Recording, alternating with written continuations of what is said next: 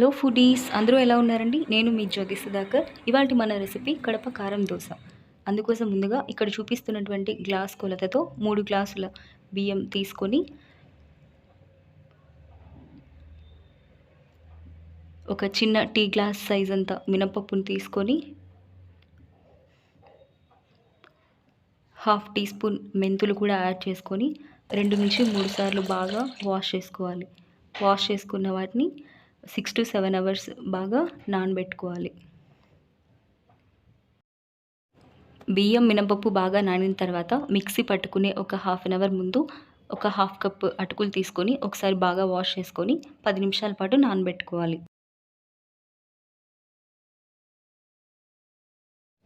ముందుగా రెడీ చేసి పెట్టుకున్న ఆ బియ్యంని అటుకుల్ని మిక్సీకి వేసుకొని మెత్తగా గ్రైండ్ చేసి పెట్టుకోవాలి, మన కన్సిస్టెన్సీకి తగ్గట్టు.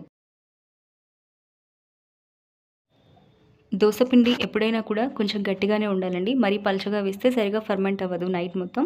సో అందుకని కొంచెం గట్టిగా ఉండడం వల్ల అది ఈజీగా ఫర్మెంట్ అవుతుంది అండ్ దోసలు కూడా చాలా టేస్టీగా, క్రిస్పీగా, సాఫ్ట్గా కూడా వస్తాయన్నమాట. 2 విడతలుగా యాడ్ చేసుకొని మిక్సీ పట్టుకోవాలి. సో కన్సిస్టెన్సీ కొంచెం గట్టిగా ఉంటేనే చాలా బాగుంటుంది. మిక్సీ పట్టుకున్న దోశ బ్యాటర్ని ఓవర్ నైట్, ఒక నైట్ మొత్తం ఫర్మెంట్ చేసుకోవాలి. నానబెట్టినటువంటి ఆ పిండిలోకి కొద్దిగా రుచికి సరిపడా ఉప్పు, అలాగే బేకింగ్ సోడా వేసుకొని కలుపుకోవాలి. ఇప్పుడు దోశ వేసుకునే ముందు పెనం మీద కాస్త నీళ్ళు చల్లుకుంటే దోశలు బాగా వస్తాయండి. సింపుల్గా ఈజీగా తీయొచ్చు అన్నమాట.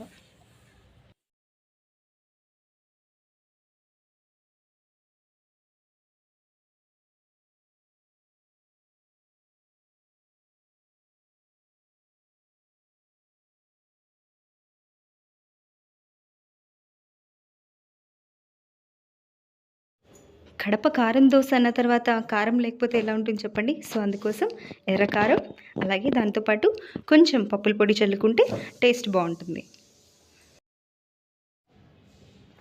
ఎప్పుడూ రొటీన్ స్టైల్లో పల్లీ చట్నీ ఇలాంటివే కాకుండా అప్పుడప్పుడు మన అమ్మమ్మల కాలం నాటి చట్నీలు కూడా తయారు చేస్తూ ఉండాలి. సో ఇప్పుడు నేను పండుమిర్చి అండ్ టమాటా పచ్చడి చేస్తున్నాను అన్నమాట.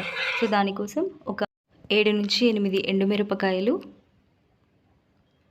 ధనియాలు, జీలకర్ర, మెంతులు, కొద్దిగా కరివేపాకు అండ్ టమాటా ముక్కలు అన్నిటిని మిక్స్ చేసుకొని టమాటా చట్నీ సింపుల్గా చేసుకోవచ్చండి.